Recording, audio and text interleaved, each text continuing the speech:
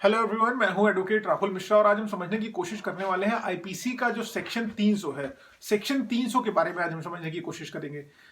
लेकिन उससे पहले मैं आप लोगों से रिक्वेस्ट करूंगा कि अगर आप लोग इस चैनल पर नए हैं या पहली बार इस चैनल पर आ रहे हैं तो इस चैनल को लाइक शेयर सब्सक्राइब करिए, जिससे जिन लोगों को वाकई में भारतीय कानूनों को आसान भाषा में समझना है उनको पता चल सके।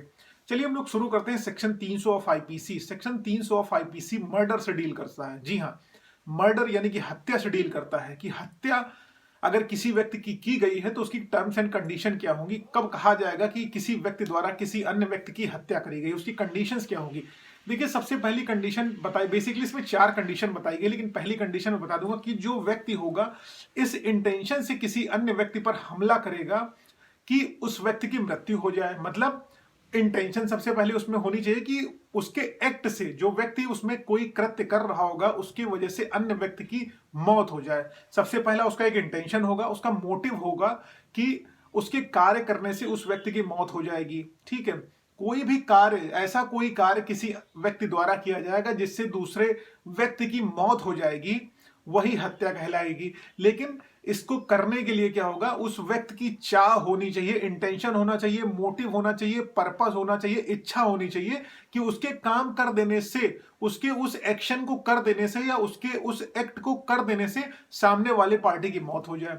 मतलब बेसिकली इसमें पर्पस जो होगा, जो व्यक्ति उस एक्ट को कमिट कर रहा होगा वो ये जानता है कि उसके उस एक्ट को कर देने से सामने वाली पार्टी की मौत हो सकती है, सामने वाली पार्टी सर्टेनली डेथ की ओर अग्रसर हो जाएगी, सर्टेन मौत हो जाएगी।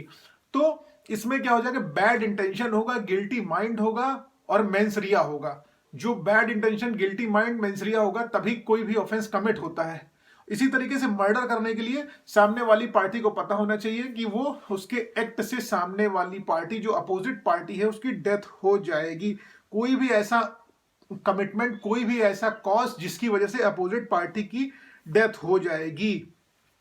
देखिए, इसमें जो बताया गया है कि पनिशमेंट क्या होगी। इसमें पनिशमेंट, अगर किसी की आप हत्या कर देते हैं तो उसके लिए पनिशमेंट होगी लाइफ इम्प्रिजनमेंट, आजीवन कारावास की सजा होगी, और या फिर आपको भी फांसी पर चढ़ाया जा सकता है। लाइफ इम्प्रिजनमेंट या फिर आपको फांसी की सजा हो सकती है। और दूसरी चीज, इसमें कुछ एक्सेप्शंस भी बताए गए हैं कि अगर मान लीजिए कब कोई एक्ट, जैसे मान लीजिए किसी व्यक्ति को आपने मारा, ठीक है, तो कब वो हत्या नहीं कहलाएगी। किसी व्यक्ति द्वारा किसी व्यक्ति को मारा गया तो हत्या कब कहने नहीं कहलाएगी, उसकी एक्सेप्शंस भी हैं।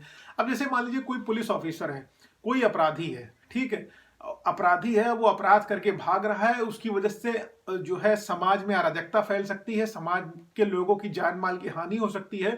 तो उसको पुलिस वाला अगर एनकाउंटर करके मार देता है, क्योंकि वो जो है इनकाउंटर करके अगर पुलिस वाला मार देता है उसको, तो वो हत्या नहीं कहलाई जाएगी, क्योंकि समाज में शांति स्थापित करने के लिए पुलिस द्वारा उसको मारा गया। जैसे विकास दुबे था, विकास दुबे ने न जाने कितने निर्दोष लोगों की हत्या करी हुई थी, तो पुलिस द्वारा विकास दुबे का एनकाउंटर कर दिया गया।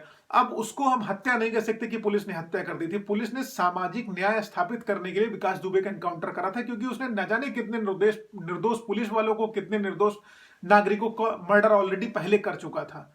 तो ऐसे व्यक्ति का अगर पुलिस द्वारा मारा जा रहा है, मर्डर किया जा रहा है, उसकी जो एनकाउंटर किया जा रहा है, उसको सोसाइटी से फेस किया जा रहा है, तो वो हत्या नहीं कहलाएगी। इसकी एक्सेप्शन यही है। अब लेकिन इसके कुछ इलस्ट्रेशन हम लोग देख लेते हैं एग्जाम्पल की। एग्जाम्पल क्या होगा कि हत्या होने के एग्जाम्पल्स क्या होंगे।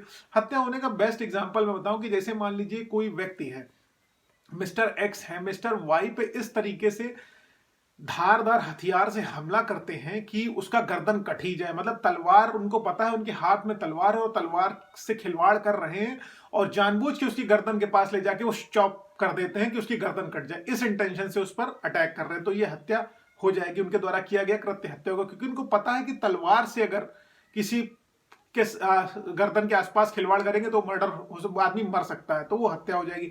या मान लीजिए बंदूक है हमारे पास, हम बंदूक बार बार गोली भर के सामने लाके उसको टक से दबा देते हैं। अब हम ये क्लेम नहीं कर सकते कि हमें पता नहीं होगा कि जो है इससे आदमी मर जाएगा, क्योंकि हमें सबको पता है कि बंदूक की गोली से कोई व्यक्ति मर सकता है, तो वो मर्डर हो जाएगा, उस पर मर्डर के चार्जेस लग जाएंगे, यानी कि हत्या के चार्जेस उस पर लगेंगे।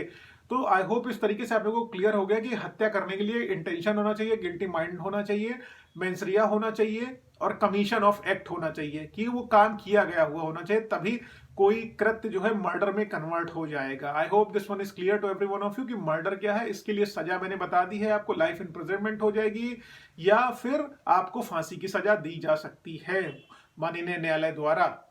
आई hope this one is clear to every one of you. अगर क्लियर है तो लाइक शेयर सब्सक्राइब करिए, जिससे मुझे मोटिवेशन मिलेगा और मैं नए वीडियोस आप लोगों के लिए बना के लेके आता रहूंगा। Thank you so much. जय हिंद, जय भारत, वंदे मातरम, भारत माता की जय।